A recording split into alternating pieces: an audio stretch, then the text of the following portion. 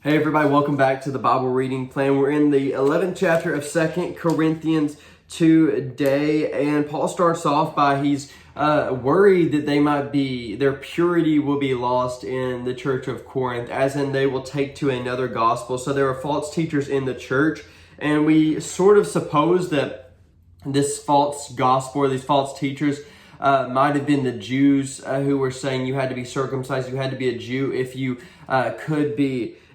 were to be a Christian, and they were spreading that, putting burdens on the rest of the church and luring them away from the gospel. It could have been any other thing, but Paul, he addresses that, and then he goes on and gives his defense of his ministry, because people are saying, don't listen to Paul. They're saying he's not one of the 12 original apostles of Jesus, so don't listen to him. His message isn't correct, and they're trying to impress their own message on people. And Paul says in verse 6, even if I am unskilled in speaking, I am not so in knowledge. Indeed, in every way we have made this plain to you in all things. So Paul says, he's not the most impressive man in person, but he is in knowledge and wisdom and in strength. And he talks about how Satan disguises himself as an angel of light, and all these messages that people are bringing may sound good to you at first, but they are they are actually deceiving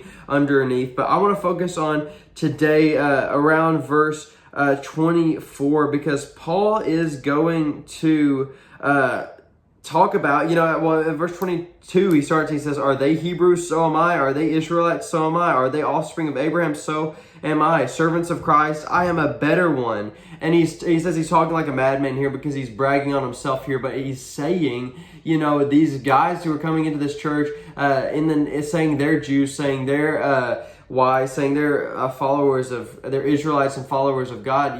He's saying, I am a better one. I am a Jew of all Jews, and I'm bringing you the correct truth. He's making defense of his ministry, but then he says that he's not going to boast for himself, but he wants to boast in his weakness. And I'll read this to you in verse 24. 5 times I received at the hands of the Jews the 40 lashings less one. 3 times I was beaten with a rod. Once I was stoned. 3 times I was shipwrecked. A day and a night I was adrift at sea, on frequent journeys, in danger from rivers, danger from robbers, dangers from my own people, dangers from Gentiles, dangers in the cities, dangers in wilderness, dangers at sea, dangers from false brothers, and toil and hardship through many a sleepless night, and hunger and thirst, often without food, and cold and exposure. And apart from other things, there is daily pressure on me and my anxiety for all the churches. Who is weak? I am not weak. Who is made to fall? Am I not indignant? And Paul is showing the suffering, the weakness that he has experienced for the sake of Christ. And I love it. He says, if I must boast, I will boast in the things that show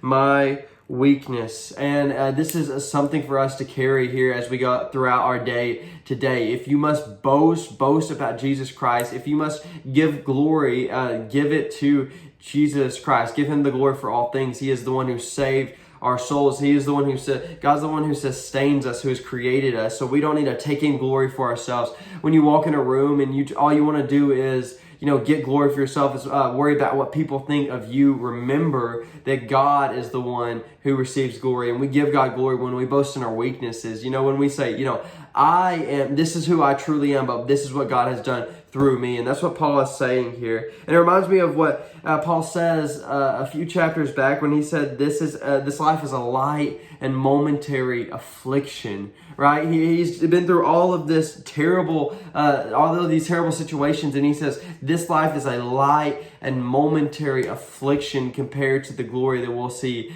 in God when we get to heaven, in Jesus when we get to heaven. And that's awesome. Just to put that in perspective, this world is a light momentary affliction, because I may be weak, but Christ is strong. So I will boast all the more in my weakness, so it'll show the glory, or show the strength of God and give glory to him. Thank you for joining me today. Thank you for reading along with me in 2 Corinthians 11. I hope to see you tomorrow. Bye.